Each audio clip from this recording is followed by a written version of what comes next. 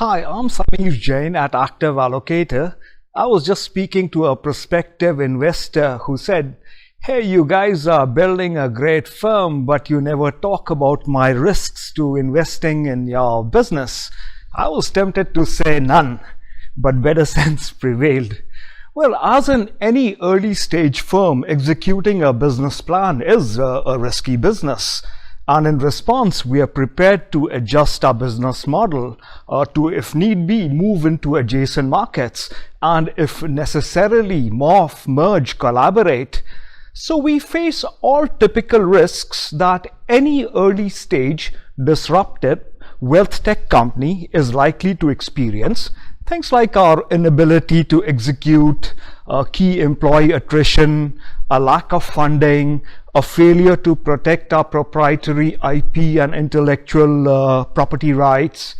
So, like any other firm, I guess our success will depend on, amongst other things, our ability to grow our total assets, AUA.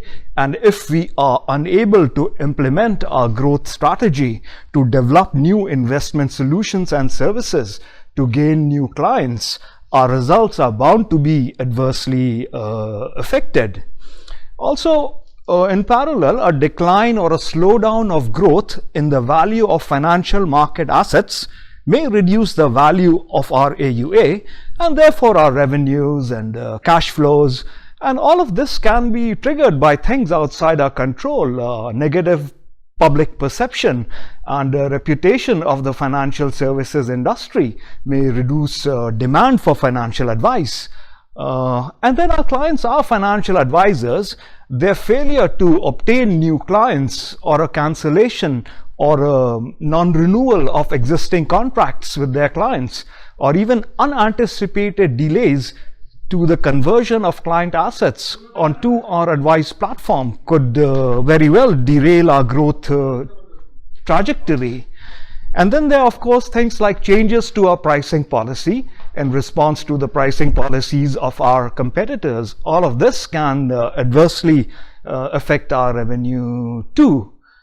And despite our advantages, and we have many, our very unique proposition, the fact is we do operate in a competitive industry with many firms competing for business from financial institutions. So a decline or a lack of growth in demand for general financial advisory services too would adversely affect our clients and in turn our results. For example, I don't think it's a very good example, but the availability of free or low cost investment information, resources on asset allocation on the internet or on company websites or newer forms of robo-advice could lead to lower demand. The other thing to keep in mind is because some of our sales efforts will be targeted at large RIAs, we expect a prolonged sales cycle and with it, of course, upfront sales costs and less certainty. So if our sales cycle lengthens or if our upfront sales investments do not result in sufficient revenue, our operating results may suffer. And like any other firm, a limited number of clients may contribute to a material portion of our revenue.